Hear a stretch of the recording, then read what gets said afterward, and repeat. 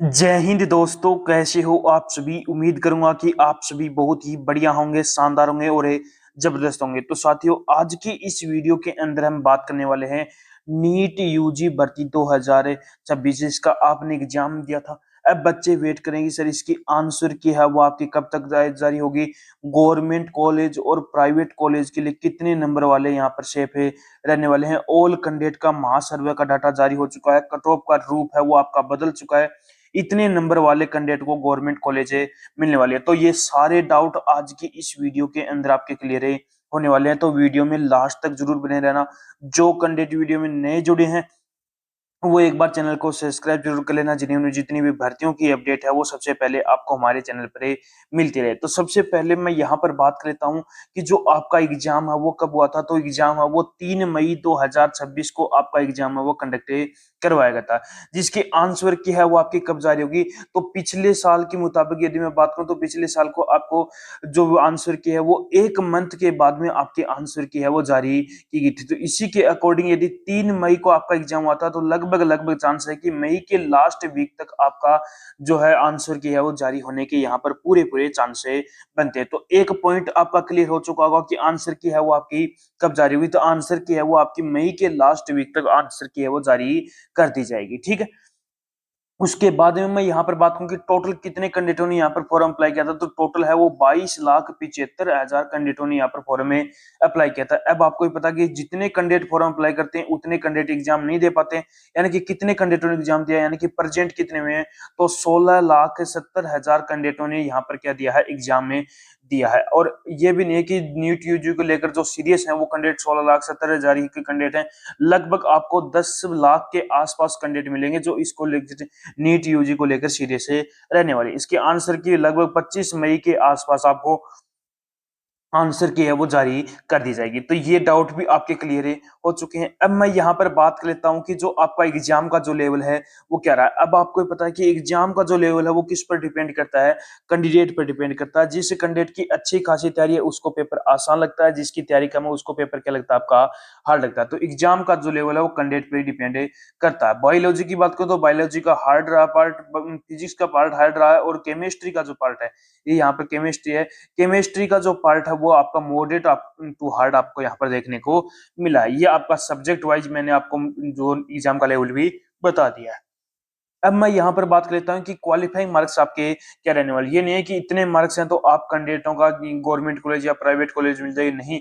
इतने मार्क्स हैं तो आप क्वालिफाई हो, और जो गवर्नमेंट कॉलेज और प्राइवेट कॉलेज के लिए और भी अच्छे मार्क्स आपको लाने होंगे। तो जनरल, ओबीसी और ईडब्ल्यूएस की बात करूं तो 110 से 125 के बीच में मार्क्स हैं तो वो कैंडिडेट क्या है यहाँ पर क्वालिफाई रहने वाले हैं। एससी और एसटी की बात करूं तो 100 से 110 के बीच में मार्क्स हैं तो वो कैंडिडेट भी क्या है यहाँ पर क्वालिफाई रहने वाले हैं। तो ये आपका क्वालिफाई मार्क्स का डाउट था वो भी क्लियर हो चुका है।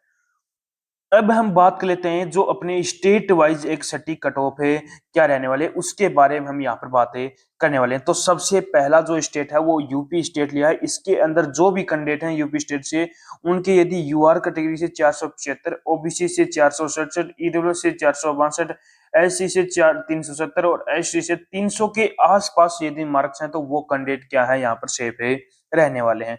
उसके बाद में केरला की यदि मैं बात करूं तो केरला के अंदर यूआर के 480, ओबीसी के 475, ईडब्ल्यूएस के 470, एससी के 390 और एसटी के 320 के आसपास यदि मार्क्स बन रहे हैं तो वो कैंडिडेट भी क्या है यहाँ पर सेफ है रहने वाले हैं। हरियाणा की बात करूं तो हरियाणा के अंदर यूआर की 500, ओबीसी की 495, ईडब्ल्यूएस की 485, एससी की 400 और एसटी की आपकी यहाँ पर वैकेंसी नहीं है। तो यहाँ पर यदि इतने मार्क्स यदि आपके बन रहे तो आप भी कैंडिडेट क्या हो यहाँ पर सेफ है रहने वाले। पंजाब की बात करूं तो पंजाब के अंदर यूआर की 490, ओबीसी की 485, ईडब्ल्यूएस की 480 और एससी की 380 के आसपास मार्क्स हैं तो वो कैंडिडेट भी क्या है यहाँ पर सेफ है रहने वाले हैं। राजस्थान की यदि मैं बात करूं तो राजस्थान के अंदर यूआर की 480, ओबीसी की 475, ईडब्ल्यूएस की 465, ईडब्ल्यू एससी की 390 और एसटी की 350 के आसपास मार्क्स बन रहे हैं तो वो कैंडिडेट भी क्या है यहाँ पर सेफ है रहने वाले हैं।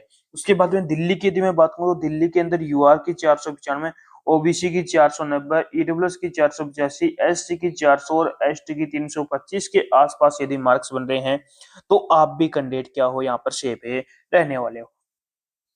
बिहार की बात करूं तो बिहार के अंदर यूआर की 510, ओबीसी की 495, ईडब्ल्यूएस की आपकी 485, एससी की 405 और एसटी की 330 के आसपास। तमिलनाडु की बात करूं तो तमिलनाडु के अंदर यूआर की 475, एससी की 370 और एसटी की 300 के आसपास। आसाम की बात करूं तो आसाम के अंदर यूआर की 430, ओबीसी की 420, ईडब्ल्यूएस की 400, एससी की आपकी 350 और एसटी की 300 के आसपास।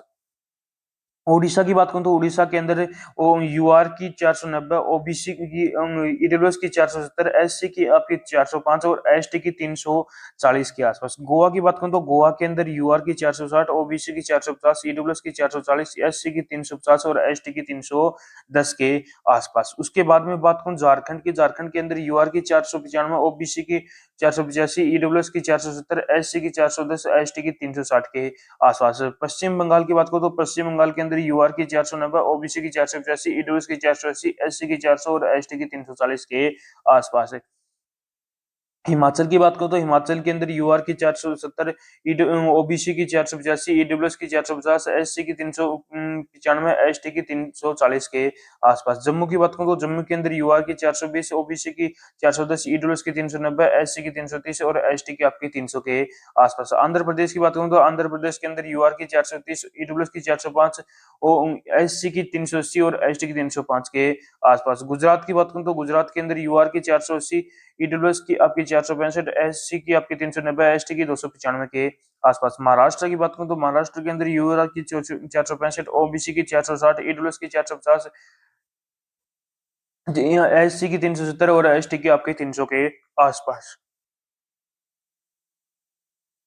उत्तराखंड की बात करूं तो उत्तराखंड के अंदर यूआर की 470, ओबीसी की आपकी 465, ईडब्ल्यूएस की 460, एससी की 340 और एसटी की 295 के आसपास। उसके बाद में चंडीगढ़ छत्तीसगढ़ की बात करूं तो छत्तीसगढ़ के अंदर यूआर की 460, ओबीसी की 455, ईडब्ल्यूएस की 435, एससी की 455 और एसटी की 495। कर्नाटक की बात करूं तो कर्नाटक के अंदर यूआर की 470, ओबीसी की आपकी 465, ईडब्ल्यूएस की 460, एससी की आपकी 380 और एसटी की आपकी 360 के आसपास। यदि आपके मार्क्स हैं तो आप भी कैंडिडेट क्या हो सेफ है रहने वाले। उसके बाद में मिजोरम की बात करूं तो मिजोरम के अंदर 405, ओबीसी की 400, ईडब्ल्यूएस की आपकी 395, एससी की 300 और एसटी की आपकी 220 के आसपास। सिक्किम की बात करूं तो सिक्किम के अंदर यूआर की 430, ओबीसी की आपकी 425, ईडब्ल्यूएस की 420, एससी की 315, एसटी की आपकी 225 के आसपास है।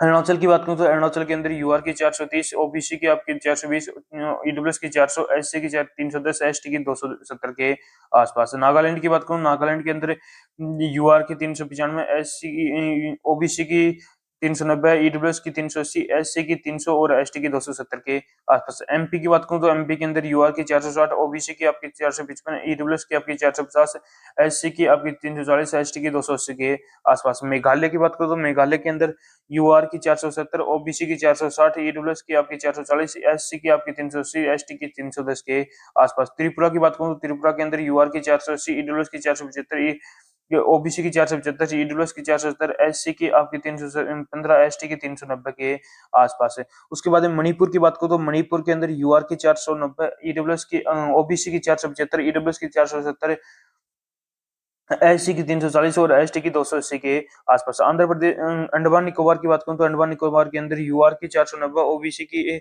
475, ईडब्ल्यूएस की 470, एससी की आपकी 340 और एसटी की 280 के आसपास मार्क्स हैं, तो वो कैंडिडेट भी क्या है यहाँ पर सेफ है रहने वाले हैं। तो मैंने आपको यहाँ पर पूरी डिटेल यहाँ पर बता दी है। यदि अभी भी कोई भी बच्चे का कोई भी डाउट हो तो वो एक बार कमेंट बॉक्स में कमेंट जरूर करना और अपना स्टेट बताना और आपके कितने मार्क्स बन रहे हैं वो भी एक बार जरूर बताना। तो उसका रिप्लाई मैं आपको बहुत जल्दी ही करने वाला हूं। तो उम्मीद करूंगा कि आपको हमारा ये वीडियो पसंद आया होगा। तो एक बार लाइक शेयर सब्सक्राइब जरूर करना और एक बार कमेंट करके जरूर बताना कि आपको हमारा ये वीडियो कैसा लगा।